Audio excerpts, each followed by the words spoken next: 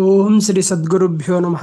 ఈరోజు 3వ తారీఖు సోమవారము, ఫిబ్రవరి నెల 2025 సంవత్సరము. ఈరోజు మన గ్రంథం the commentaries on living part 1. ఈ గ్రంథంలో ఈరోజు స్పాంటేనియటీ అనే అప్రయత్నంగా అనే సబ్జెక్ట్ మీద శ్రీ లక్ష్మీ మేడం గారు సత్సంగ భాషణం చేస్తున్నారు.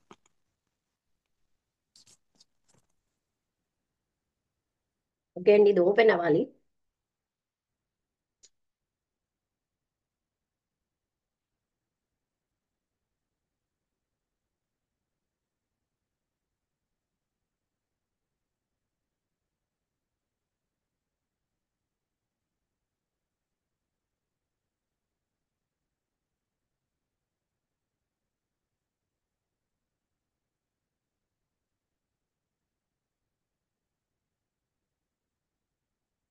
ఈ వాజ్ ఎంత పెద్ద ఫాంట్ అయిపోయింది. ఆవిడ ఏ గ్రూప్ ఆఫ్ పీపుల్, అంటే ఒక గ్రూప్ ఆఫ్ పీపుల్ తో వచ్చారు. వాళ్ళందరూ కూడా సీరియస్ మ్యాటర్ డిస్కస్ చేయడానికి వచ్చారు. ఆవిడ ఎంతో ఆతురతతో, అంటే ఉత్సాహంతో వచ్చారు. ఆవిడ తన స్నేహితురాలు తీసుకొచ్చింది. ఒకసారి వచ్చింది జరిగితే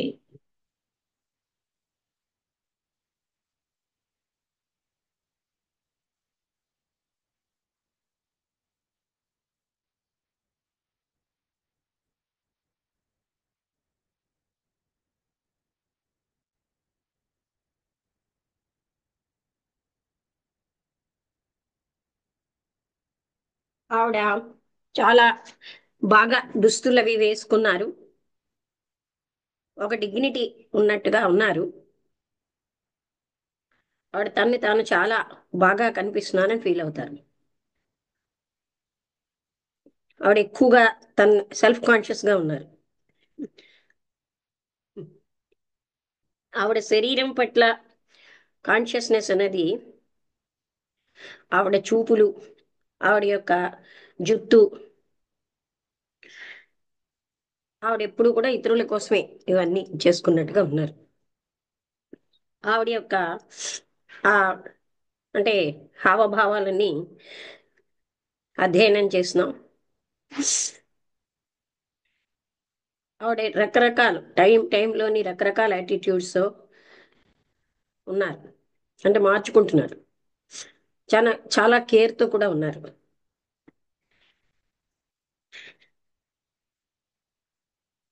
ఆవిడ మొత్తం ఈ కనబడ్డం అంతా కూడా చాలా రోజులై కల్టివేట్ చేసుకున్నటువంటి పోజ్ అన్నమాట. అందులోనే తను నిశ్చయించుకున్నారు, ఈ రకమైన దాంట్లో నేను ఫిట్ అవుతాను. వాట్ ఎవర్ ఏం జరిగినా ఇలాగే నేను ఫిట్ అవుతానని ఆవిడ నిశ్చయించుకున్నారు. మిగతా వాళ్ళు సీరియస్ విషయాలు మాట్లాడుతున్నారు. ఆ గంట సేపు కూడా ఆవిడ తన పోజుని మెయింటైన్ చేసుకుంటున్నారు.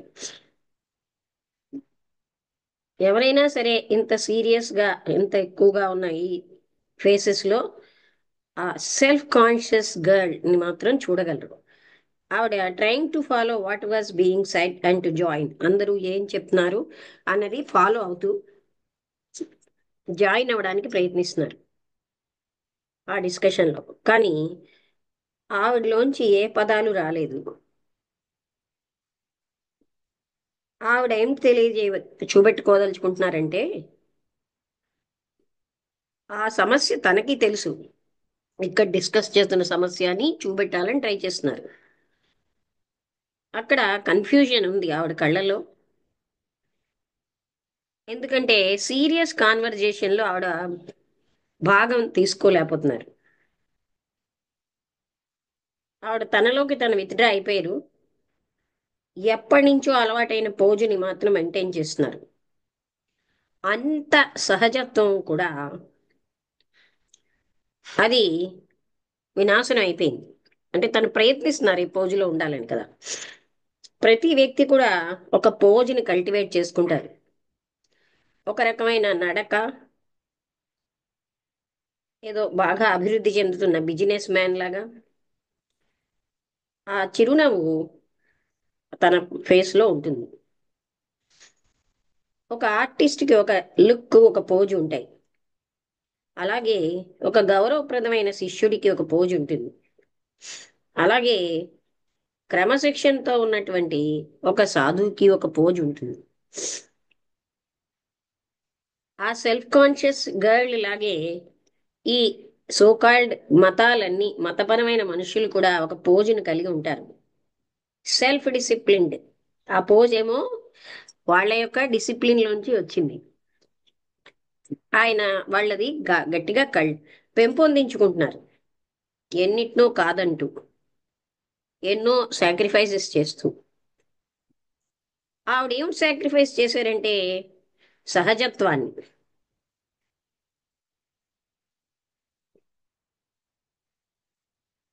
అలాగే ఒక సన్యాసి గాని వాళ్ళు ఏం చేస్తారు, వాళ్ళని వాళ్ళు కృషింప చేసుకుంటారు ఒక ఫలితం సాధించడానికి.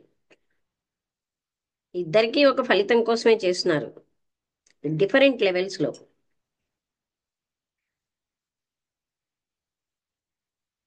ఈ ఇతని యొక్క ఈ ఫలితాలన్నీ సాంఘికంగా చాలా లాభదాయకంగా ఉంటాయి ఆమె కంటే. మౌలికంగా వాళ్ళు అవి ఒకటే, ఒకళ్ళ కంటే ఒకటి ఎక్కువ కాదు. ఇద్దరూ కూడా తెలివి లేకుండా ఉన్నారు. ఎందుకంటే ఇద్దరు కూడా మనస్సు యొక్క స్వల్పత్వాన్ని చూపిస్తున్నారు. ఒక స్వల్పమైన మనస్సు అన్నది ఎప్పుడు స్వల్పంగానే ఉంటుంది. అది ఎప్పుడు రిచ్ గా అవ్వలేదు, అతిగా ఎన్నిటితోటో కలవలేదు. అంటే అది రిచ్ గా అవ్వలేదు, అబండెంట్ గా అవ్వలేదు. ఇలాంటి అలాంటి మనస్సు అనేది దాన్ని అది ఆరాధించుకుంటూ ఉంటుంది.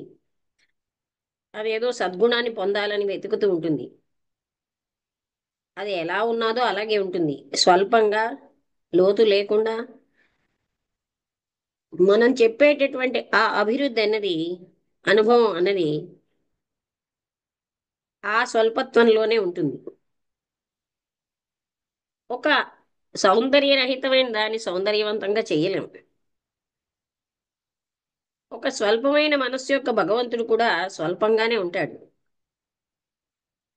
ఒక లోతు లేని మనస్సు అది, అంటే లోతు లేకుండానే అవుతుంది.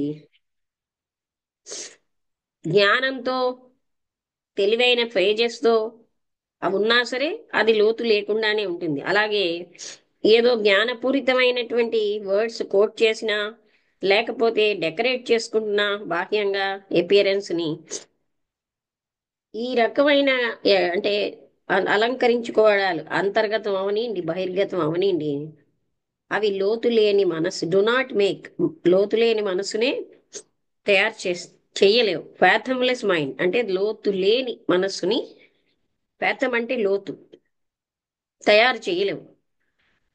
ఇట్ ఈస్ దిస్ ఫ్యాథమ్లెస్నెస్, అంటే ఈ లోతు లేనితనం అన్నది మనస్సు మీద సౌందర్యాన్ని ఇస్తోంది. అక్కడ ఆభరణాలు గాని, పొం మనం ప్రయత్నించి పొందిన సద్గుణాలు గాని కాదు. ఎందుకంటే సౌందర్యం అన్నది అస్తిత్వంలోకి రావాలంటే మైండ్ అన్నది ఏ రకమైన చాయిస్ లేకుండా ఎరుకతో ఉండాలి. దాని యొక్క స్వల్పత్వం దానికి తెలియాలి. ఒక రకమైన ఎరుకుంది, అందులో పోలిక అన్నది పూర్తిగా లేదు. ఈ పెంపొందించుకున్న పోజ్ ఆ అమ్మాయిది. అలాగే ఈ మతపరంగా ఉన్నటువంటి ఈ మహాత్ముడు తన క్రమశిక్షణతో ఉన్న పోజు,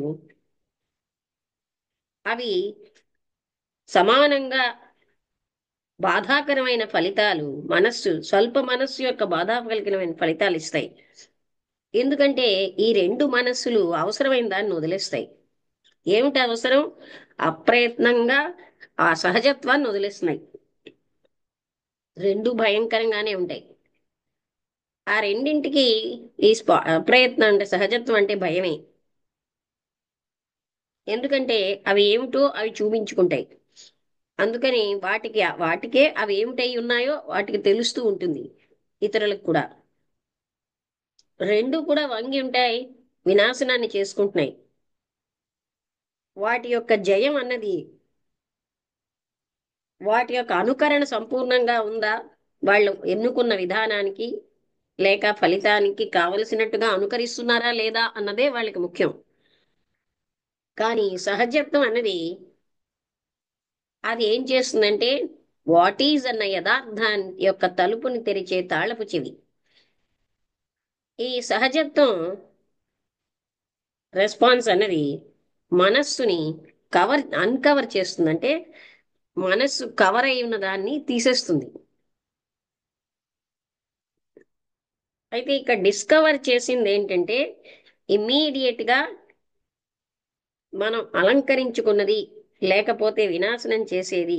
అందుకని ఇదంతా కూడా దీని అన్నిటి వల్ల ఏం జరుగుతోందంటే సహజత్వం అంతమైపోతుంది.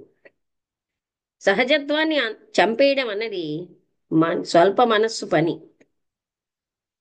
అదప్పుడు డెకరేట్ చేస్తుంది బాహ్యాన్ని ఏ లెవెల్లో అయినా. ఈ డెకరేషన్ అన్నది దాన్ని అది పూజించుకోవడమే. కేవలంగా సహజత్వంలోనే స్వేచ్ఛ ఉంది, అక్కడే డిస్కవరీ ఉంటుంది. ఏదైనా కనిపెట్టగలం. క్రమశిక్షణతో ఉన్న మనస్సు ఎప్పుడు కూడా డిస్కవర్ చేయలేదు. అది బాగా పని చేయొచ్చు, అందుకని అది ఏమాత్రం అంటే నిరంకుశంగా ఉంటుంది. అది ఎప్పుడు ఆ లోతు లేని దాన్ని లోపలికి వెళ్ళలేదు. ఈ భయం అన్నది నిగ్రహాన్ని తెస్తోంది. దాన్నే మనం డిసిప్లిన్ అంటున్నాం. కానీ సహజత్వం అన్నది ఎప్పుడైతే అంటే స్పాంటే సహజత్వంతో మనం భయాన్ని కనుక్కుంటాము, భయం అంతం అయిపోతుంది. అనుకరణ అన్నది ఒక విధానాన్ని అనుకరించడం ఏ లెవెల్లో అయినా అది భయమే. అది దానిలోంచి సంఘర్షణ, బాధ, కన్ఫ్యూజను, వ్యతిరేకత వస్తాయి. కానీ ఏ మనస్సు అయితే తిరుగుబాటుతో ఉంటుందో అది భయం లేకుండా ఉంటుంది. ఎందుకంటే దానికి వ్యతిరేకమైనది అంటే భయం, తిరుగుబాటు లేని మనస్సు, అది సహజత్వం దానికి తెలియదు. స్వేచ్ఛ అంటే తెలియదు. ఈ సహజత్వం లేకుండా సెల్ఫ్ నాలెడ్జ్ లేదు. సెల్ఫ్ నాలెడ్జ్ లేకపోతే మైండ్ ఏంటంటే దాని మీద ఉన్న ప్రభావాల ప్రకారం అది షేప్ అయిపోతుంది. ఈ పాసింగ్ అంటే దాని మీద ఉన్న ఈ ప్రభావాలన్నీ మనస్సుని సంకుచితంగా విశాలంగా చేస్తూ ఉంటాయి. కానీ అది కేవలంగా ఆ ప్రభావానికి లోనయ్యే ఉంటుంది.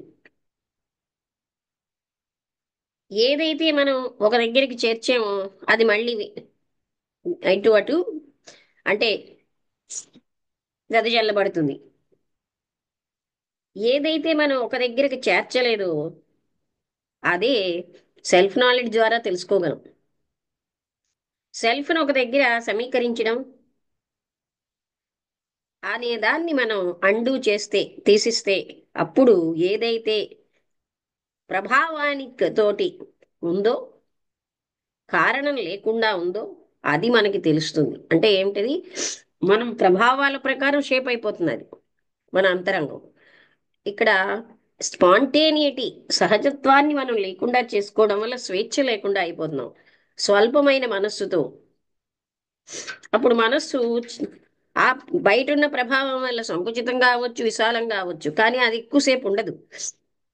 అందువల్ల ఈ సహజత్వం లేకపోవడం వల్ల మనం ఎప్పుడూ సంఘర్షణ, కన్ఫ్యూజన్లో ఉంటున్నాం. భయంలోంచి స్వేచ్ఛ రావట్లే. ఆయన ఏం చెప్తున్నారంటే ఒక సన్యాసి లేదా సాధువు డిసిప్లిన్తో ఉన్న సహజత్వం లేకుండా ఆయన ఉన్న పోజు కానీ ఈ ఈ అమ్మాయో ఒక లేడీ ఆవిడకున్న ఆ పోజుని కంటిన్యూ చేయాలంటాం, రెండు ఒకటే. అంటే అక్కడ రెండిట్లో సహజత్వం లేదు. ఈ స్పాంటేనిటీ అంటే సహజత్వాన్ని చంపేయడం అన్నది స్వల్ప మనస్సు యొక్క పని. అందుకే మనకి వాట్ ఈజ్ అన్నది ఎప్పుడు యథార్థం తెలియట్లేదు. ఈ సహజమైన రెస్పాన్స్ ఏం చేస్తుంది, మనస్సుని అందులోపల ఉన్న వాటిలోంచి అన్నిటినీ బయట పెట్టేస్తుంది. మనం ఈ విధంగా, అంటే సహజత్వం లేకపోవడం వల్లే అంటే ఒక ఆమె ఉంది, ఆవిడ ఎప్పుడు తన పోజుని మెయింటైన్ చేయడంలోనే ఉండిపోయింది. అంటే ఇక్కడ ఏం చెప్తున్నారండి, మనం అసహజత్వంగా ఉండడం వల్ల మనలో సంఘర్షణ, స్వేచ్ఛ లేకపోవడం, సత్యాన్ని తెలుసుకోలేకపోవడం. అందుకే ఇక్కడ ఏం చెప్తున్నారు అంటే, ఇక్కడి ఈ అసెటిక్ గాని ఈ అమ్మాయి గాని ఇద్దరిది ఒకటే, అది స్వల్పమైన మనస్సుదే. ఎన్నో అవసరమైనవన్నీ కాదంటారు, ముఖ్యంగా సహజత్వాన్ని తీసేస్తున్నారు. అంటే మతపరమైన ఈ ఒక అంటే సాధువు గాని, సాధువు అంటే మతపరంగా ఆ, వాళ్ళని తెలుగులో ఏమంటాం, ఎసటిక్ అంటే ఇలాంటి ఇంద్రియ మనో నిగ్రహాలతోటి వాళ్ళు అలాంటి వాళ్ళు కానీ, లేకపోతే ఈ అమ్మాయి డిసిప్లిన్డ్ గా ఒక పోజ్ పెట్టుకుని, ఆ ఇద్దరూ ఒకటే. ఈ ఇద్దరూ కూడా పోజుని కల్టివేట్ చేసుకున్నారు, పెంపొందించుకున్నారు. ఎక్కడైతే అవేర్నెస్ ఉంటుందో అక్కడ కంపారిజన్ ఉండదు. అందుకని మనస్సుకి చాయిస్లెస్ అవేర్నెస్ అన్నది అవసరం. అప్పుడు మాత్రమే మనస్సు దాని పోకళ్ళన్నీ అవగాహన చేసుకుంటుంది. ఇక్కడ ఏం జరుగుతోంది అంటే, తను అవుట్ సైడ్ ఒక ప్యాటర్న్ విధానం ప్రకారం చాలా మంది చేసేది అదే, ఇలా నేను ఉండాలి, అలా నేను ఉండాలి. అంతేగాని అది అలా ఆ పోజుని మెయింటైన్ చేయడంలో సహజత్వం పోతోందన్న విషయం మనం మర్చిపోతున్నాం. ఆవిడ ఏంటంటే ఆ సీరియస్ మ్యాటర్ వింటున్నట్టు ఉంటున్నారు కానీ ఆవిడ ఫాలో అవ్వలేకపోతున్నాడు. ఆవిడ డ్రెస్, ఆవిడ పోజు, ఆవిడ డిగ్నిటీ అవే ఎక్కువ ఇంపార్టెన్స్ ఇచ్చుకుంటున్నారు. ఆవిడ తాను చాలా బాగా ఉన్నానని ఫీల్ అవుతున్నారు. ఆవిడకి ఏంటంటే తన్ని తాను జాగ్రత్తగా చూసుకుంటున్నారు, తను కనబడడం ఎలాగా. ఆవిడ శరీరం, ఆవిడ చూపులు, ఆవిడ ఈ హెయిర్ అంటే తల, ఆవిడ అది మంచిగా తాను ఉన్నానని ఇతరులకు ఇంప్రెషన్ ఇచ్చేటట్టుగా ప్రవర్తిస్తున్నారు. ఆవిడ రకరకాల యాటిట్యూడ్స్ తోటి ఉంటున్నారు క్షణక్షణం, కానీ పెద్ద కేర్ లేదు దేని మీద. ఆవిడ కనబడడం అంతా కూడా ఎప్పటి నుంచో పెంపొందించుకున్న పోజులో ఉంటున్నారు. ఆవిడ నిశ్చయంగా ఉన్నారు అదే తనకి ఫిట్ అవుతుందని. ఏం జరిగినా నా పోజుని నేను మార్చుకోను అని. అలాగా ఇక్కడ మన అందరం కూడానండి, ఎవరో వచ్చారనో లేకపోతే ఎక్కడికైనా వెళ్ళినా ప్రత్యేకమైన ఒక పోజు, సహజత్వం లేకపోవడాన్ని మనకి చాలా మంది చూడండి ఎప్పుడు సహజంగా ఉండరు. మనిషికి అతి కష్టమైంది ఏంటంటే సహజంగా ఉండడం. అసహజత్వమే సహజంగా ఫీల్ అవుతూ బతుకుతున్నాం. దానివల్లే నిరంతరం వ్యతిరేకతలు, కన్ఫ్యూషను, దుఃఖము, బాధలు, భయాలు పెరుగుతున్నాయి. సహజత్వంతో ఉంటే ఇలాంటి అంటే ఇంకో దాన్ని అనుకరించడం, ఆ పోజుని మెయింటైన్ చేసుకోవడం, ఇవన్నీ అవసరం పడతాయి. ఆ పోజు లేకపో సహజంగా ఉన్నారనుకోండి, వాళ్ళు హాయిగా ఉంటారు. అప్పుడు పెట్టి మైండ్ ఉండదు. స్వల్పమైన మనస్సుతో స్వేచ్ఛారహితంగా జీవిస్తూ ఉంటారు. ఎప్పుడు వాళ్ళకి ఇలా నేను కనబడాలి, ఇదే పోజ్ అన్నమాట. ఆ పోజుని వాళ్ళు ఏదైతే ముఖ్యం అనుకుంటారో ఆ పోజ్ మెయింటైన్ చేస్తూ ఉంటారు. అది సహజత్వం లేకపోవడం వల్ల వచ్చిన ప్రమాదం. ఇవాళ మార్నింగ్ అరుణ అని ఒక ఆవిడ 4:30కి వచ్చారు. ఎవరండి, ఎవరి తాలూకా ఆవిడ? అరుణ అని 4:30 క్లాస్కి వచ్చారు. బట్ ఎన్నిసార్లు అడిగినా చెప్పలే.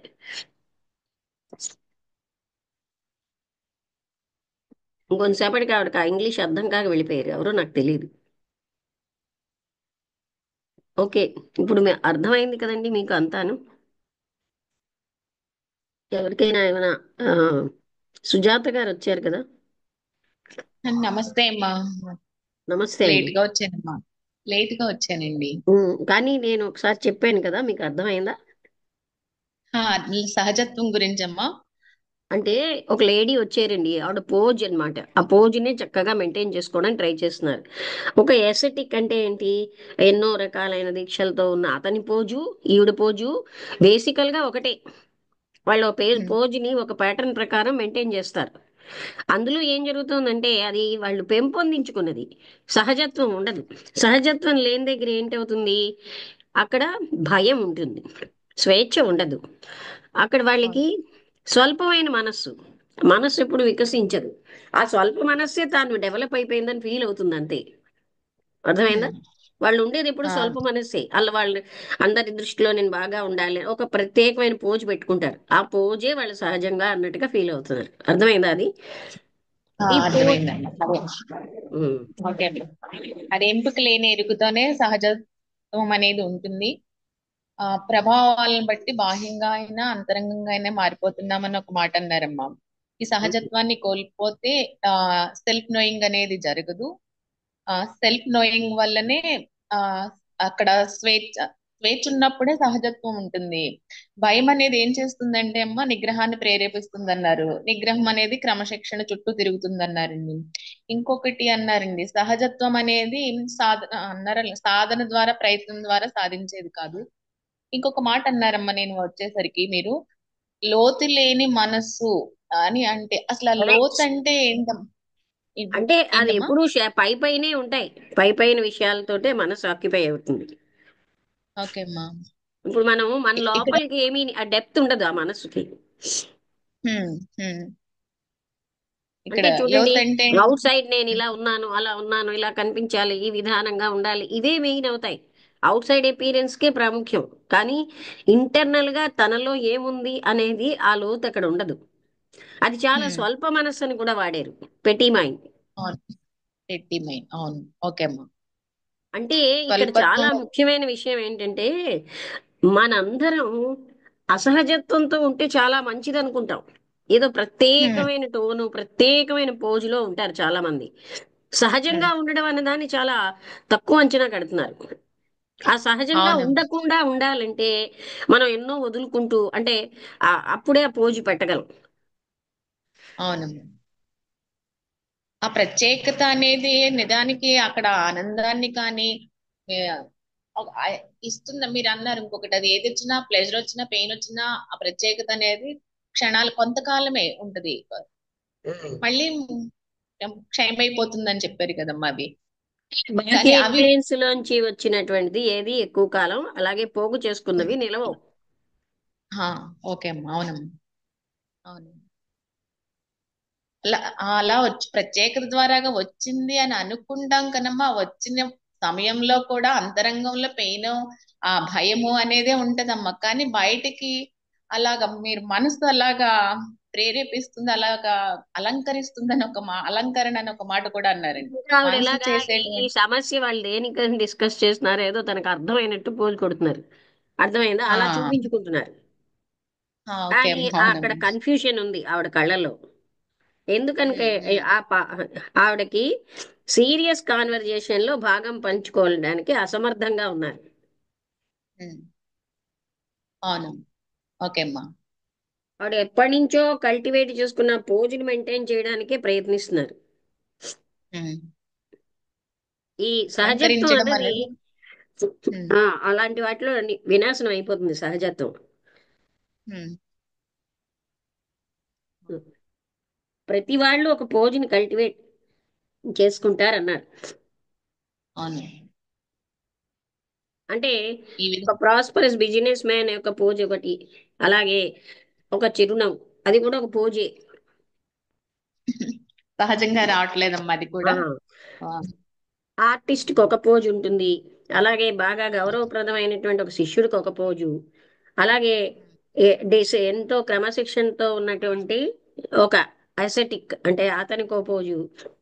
ఇలాగా ఆ అమ్మాయికి ఎలా అయితే పోజు ఉందో అదే విధంగా మతపరమైన మనిషికి కూడా ఒక పోజు ఉంటుంది. అదేంటంటే ఆత్మ శిక్షణ. అందుకే ఆయన సీరియస్ గా దాన్ని ఎంతో జాగ్రత్తగా దాన్ని పెంపొందించుకున్నాడు, ఎన్నిటినో కాదని ఈ పోజుని కదా. అవునండి. అవునండి. ఆమె కూడా ఏదో ఒక ఫలితం కోసం వీళ్ళందరూ పోజు పెట్టుకుంటారు. ఉమ్, ఇద్దరికీ ఫలితం కావాలి. వేరు, ఇతనికి ఒక రకం ఫలితం, ఆవిడకి ఒక రకం ఫలితం. అయితే ఇద్దరూ ఒకటే రిజల్ట్ కి సంబంధించిన వరకు ఆవిడ ఒక ఫలితం కోసం అందరూ నన్ను గ్రేట్ అనుకోవాలి, గొప్ప అనుకోవాలి అని ఆవిడ ట్రై చేస్తుంది. ఈయన మరో రకంగా మరో ఫీల్డ్ లో ఇద్దరు ఒకటే అంటున్నారు.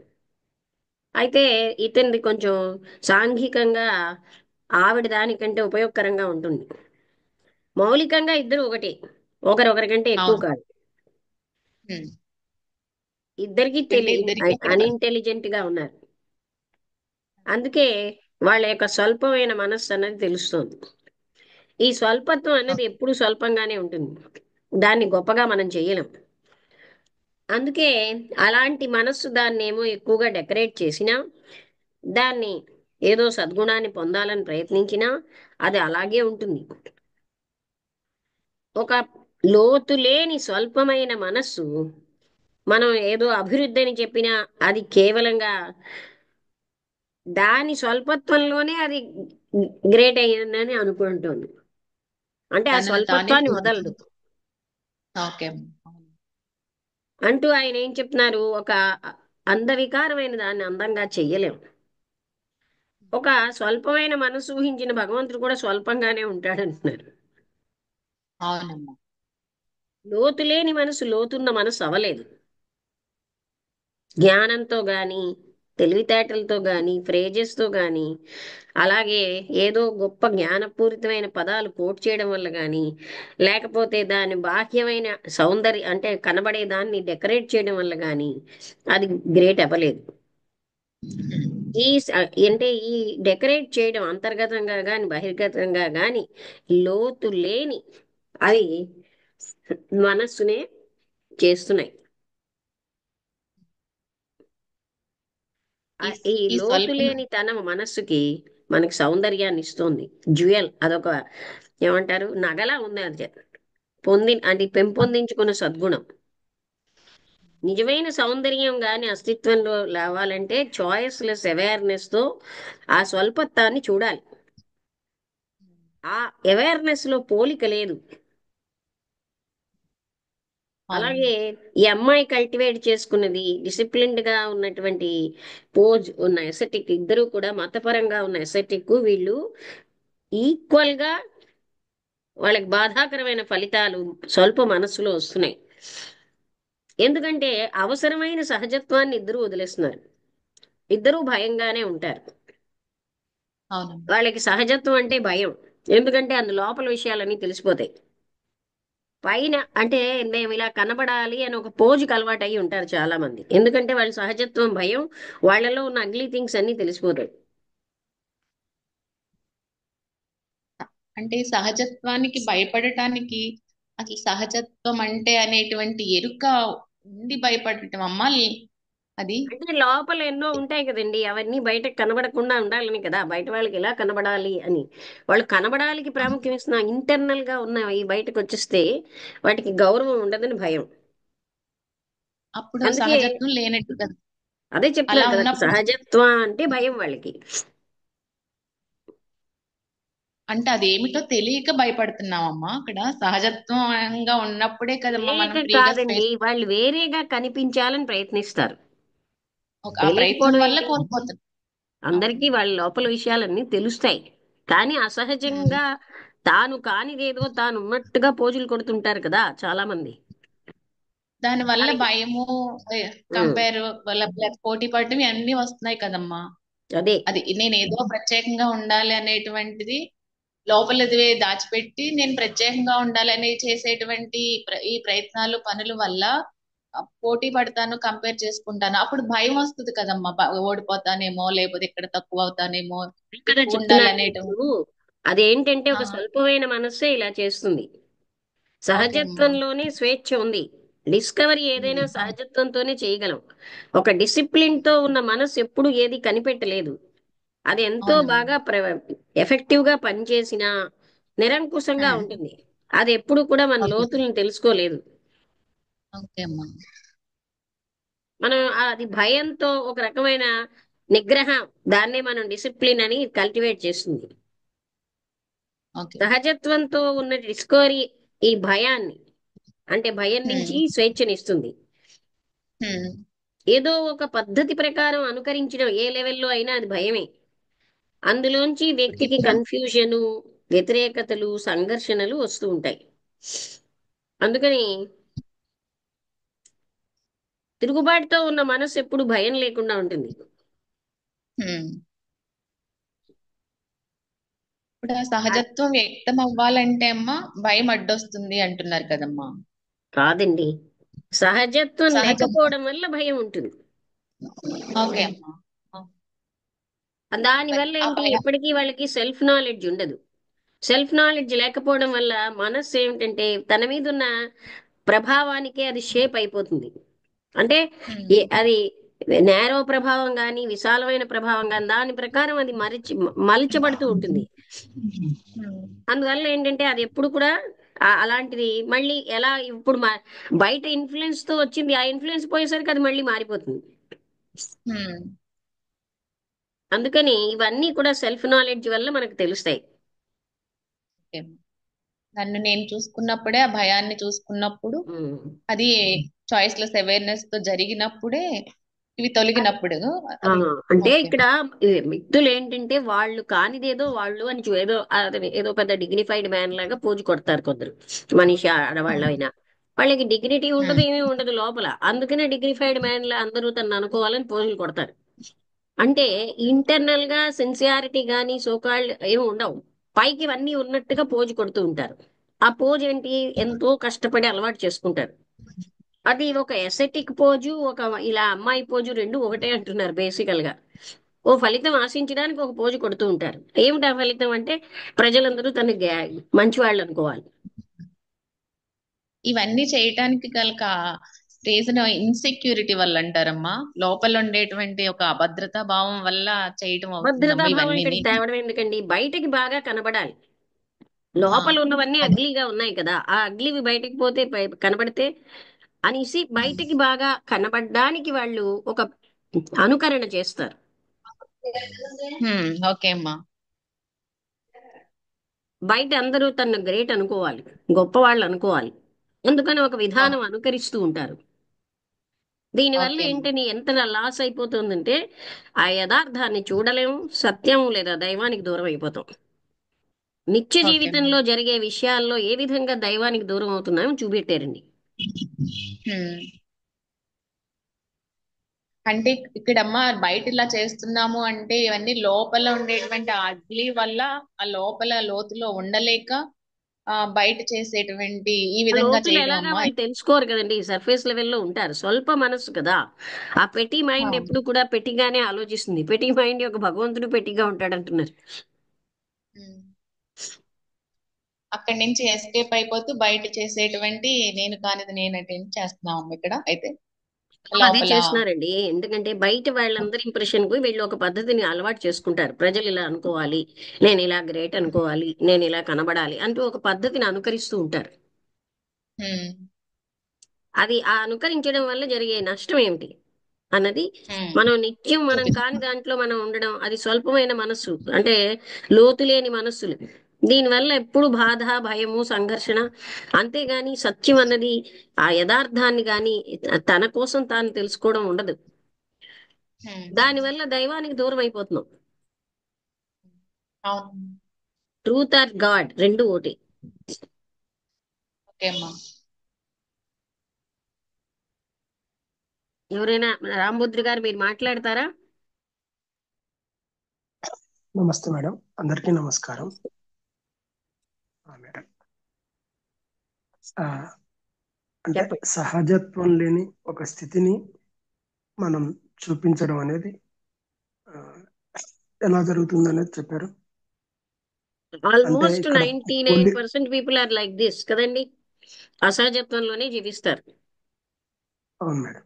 వాళ్ళు కానిది అంటే వాళ్ళు ఇక్కడ ఒక పద్ధతిని అలవాటు చేసుకుంటారు, ప్రజలకి ఇలా పోజు కొట్టాలి కదా.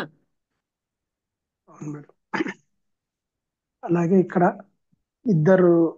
ఇద్దరిని ఒక ఆధ్యాత్మికంలో ఉండే ఒక వ్యక్తిని, ఆధ్యాత్మికం లేని ఒక అమ్మాయిని ఇద్దరిది ఒక్కటే అనే ఒక పోలిక తీసుకొచ్చారు. అంటే ఆధ్యాత్మికంలో కూడా కవరింగ్ అంటే వేషభాషలు, లేకపోతే ఒక బయటికి నేను పొజిషన్ చాలా మెయింటైన్ చేయడం. గొప్పగా కనిపించాలి కదండి, గొప్ప మహాత్ముళ్ళ అవును మేడం. అదో పోజు కొడుతూ ఉంటారు. అవును మేడం. అందుకే అతిగా దగ్గరికి రారు, ఏదో కొంచెం పొడి పొడి ముక్కలు చెప్తారు, తెలియకపోయినా తెలుసున్నట్టుగా మాట్లాడుతూ ఉంటారు. ఇవన్నీ పోజుల భాగాలు. అవును మేడం. మళ్ళీ సార్ కొంచెం అక్కడ గట్టిగా మాట్లాడరా? ఎవరండి, బుద్ధుడు గారినా? నేను గట్టిగానే మాట్లాడు. బుద్ధుడి గారి సార్ వాయిస్ ఓకే సార్. వినిపించలేదమ్మా. ఓకేనండి. ఇప్పుడండి ఇప్పుడు క్లియర్ గా ఉంది. ఏం లేదు, అంటే ఒక ఆధ్యాత్మిక రంగంలో ఉన్న వాళ్ళు వాళ్ళ వాళ్ళకు అదే ఉంది. ఒక ఆధ్యాత్మిక రంగంలో లేని అది సామాన్య అది ప్రజలకు కూడా తర్వాత అదే ఉంది. మొదట మనిషి ఎప్పుడు కూడా అసహజత్వంలో జీవించడానికి ఇష్టపడతాడు. ఒక ఆర్టిస్ట్ కు ఒక పోజ్ ఉంటుంది, ఒక పొలిటీషియన్ కి ఒక పోజ్ ఉంటుంది, ఒక బిజినెస్ మ్యాన్ ఒక పోజ్ కొడుతూ ఉంటాడు. అలాగే ఆధ్యాత్మికమైనటువంటి మతపరమైనటువంటి విషయాల్లో డిసిప్లిన్ ఉన్న వ్యక్తి మరొక రకం పోజు కొడతాడు. ఈ పోజ్ అన్న దాని వల్ల అసహజత్వంలో జీవిస్తారు. మనుషులకి సహజత్వంలో జీవించడానికి ఆ స్వల్ప మనస్సు వల్ల వాళ్ళు ఎప్పుడు షాలోగా ఉంటారు. అవును మేడం. అంటే ఇంకోటి ఏంటంటే కొన్ని చోట్ల అతను అలా ఉన్నాడు, ఇతను ఇలా ఉన్నాడు, అలా ఉంటే బాగుండేది, ఇలా ఉంటే బాగుండేది, ఈ ఈ ఈ ఈ యొక్క ఇది కూడా వస్తుంది కాబట్టి కొంతమంది అలా మారడానికి ప్రయత్నం కూడా చేస్తారు మేడం. అంటే అవునండి, ఆ, అతను ఏదవ్వచ్చండి, వాళ్ళ సరిలే. సహజత్వం వదిలేసి ఉండడం దానికి ఎన్నో కారణాలు కదా. కన్ఫర్మిటీ అంటే అవు- అనుకరణ, అనుకరిస్తూ అవును. ఉంటారు. అవును మేడం. అవును మేడం. అంటే ఇ- ఇప్పుడు అంటే కొన్ని మార్చుకోవాల్సిన విషయాలు కొన్ని మార్చుకోవడానికి లేదా మేడం? అంటే ఇప్పుడు ఆ అంటే కొన్ని ఆ ఆ, స్వల్ప మనస్సులోంచే సబ్ వాళ్ళు ఎన్నో కొన్ని పోగు చేసుకుంటారు. ఏదో విశాలం అయిపోయాం ఆహా, అనుకుంటారు. ఆహా. అంటే ఇక్కడ కొన్ని మార్చుకోవాల్సిన విషయాలు ఏమైనా ఉంటే మార్చుకోవడం తప్ప ఆ అంటారా? స్వల్పత్వంలోనే అది విశాలత్వం అనుకుంటూ మార్చుకుంటూ ఉంటారు. ఉన్నది ఆ స్వల్పత్వంతోనే ఉంటారు, ఆ పోజు వదలరు. ఆ పోజు మార్చుకుంటారు కావాలంటే, పోజులో కొన్ని ఆస్పెక్ట్స్.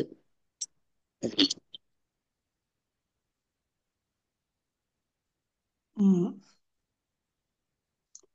అంటే ఇప్పుడు ఆ కొన్ని మనం మనం మన వలన కొన్ని ఇది ఈ లోపాల్లాగా కనిపించే అలా విషయాలను కాదండి, మీరు మార్చుకోవడమే మామూలు తప్ప. యథార్థంలోకి రండి.